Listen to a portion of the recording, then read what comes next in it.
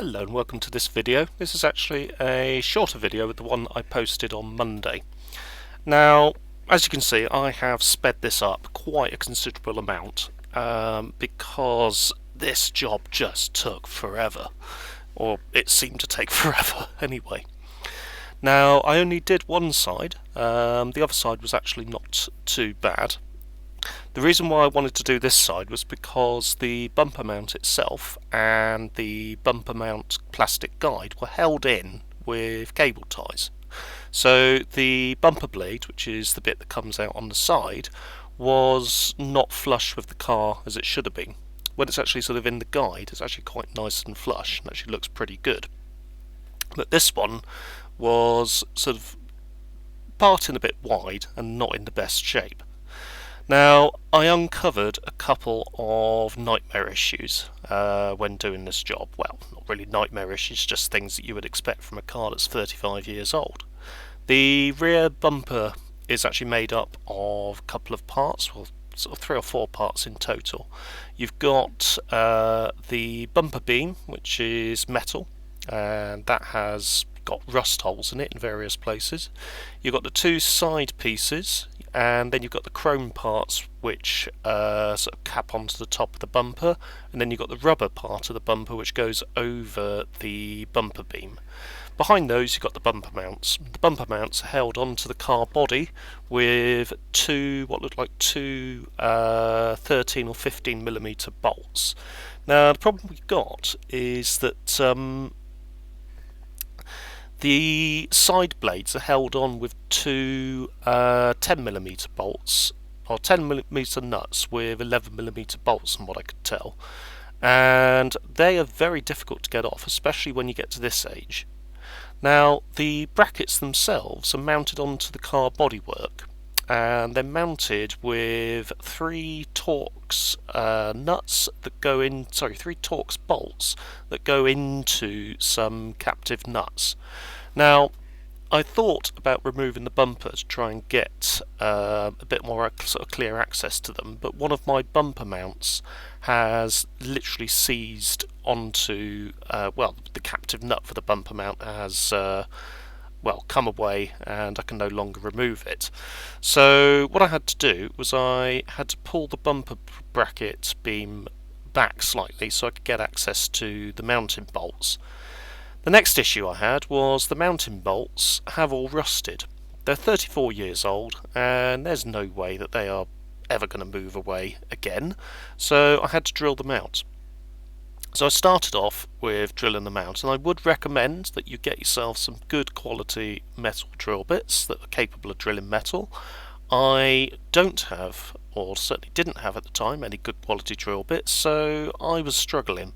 I think if I've had good quality drill bits I would be in a much better position than I was at that particular part of the job itself. The other thing I would have done in retrospect is covered the area in plus gas. So I would have done exactly the same sort of procedure that I did when I was doing the exhaust manifold, and I would have covered it in plus gas and then kept touching it up with plus gas throughout the week before actually starting the work. Now that may have actually meant that the bolts actually would have come out without me having to grind them out. As it was, in the end I had to use a Dremel to grind off the heads on the bolts, which left me with a flat surface. I was then able to drill the bolts out, but in the process of doing that I did destroy the captive nuts that were sat behind the bolts. Those captive nuts actually seem to be on an additional plate that's mounted behind the bumper mount itself, which obviously gives it a bit of additional strength. So what I had to do when I was putting everything back in was to use oversized washers, and I actually used a thicker sort of old bracket that I cut in half, and I used that bracket mounted behind the bumper mount panel itself, and I was able to use that when screwing the mount in. Once I actually got the mount off, the next thing I had to deal with was the plastic guide which comes off with it. That was held in with 3 smaller Torx drives, which again had all rusted out. I discovered that when I was trying to drill them out, it actually got the mount so hot that it melted slightly, and I was able to just pull the mount off the bolts. And then after that, it sort of regained its shape. I put those in with some short screws, which have actually held it solid. So, all's well that ends well on that front. The final thing that I did when I came to refit it was the kit actually comes with 3 parts, so you actually have to buy 3 individual parts. You've got what is literally a piece of card that sits on behind the mount itself, and that stops it from, well, I guess sort of rusting or sticking to the bodywork.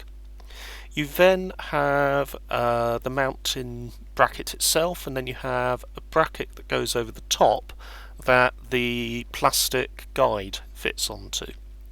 Once you have all of those items, you've got yourself a complete mount. The plastic guides don't seem to be available anymore new, so you're either going to have to reuse the ones that you have, or you're going to have to buy some second hand, or if you're lucky you might find some new old stock ones on eBay or Facebook Marketplace or somewhere. Unfortunately, I didn't have any to hand, so I had to reuse the one that I had. It hadn't actually sort of broken down that much, although it did need a little bit of repair here and there, so it's just something to bear in mind when you are working on this. Once everything was sorted out and everything was drilled out and put back together, we were okay, and the end result actually looks pretty good. So if we come up to the end result, which we have here, you can see that the bumper sits a lot better on the car itself. It does look a lot tidier, and that's where we left it. Anyway, hope you've enjoyed this video. If you have, don't forget to hit the like button, don't forget to subscribe, and I'll see you again very soon.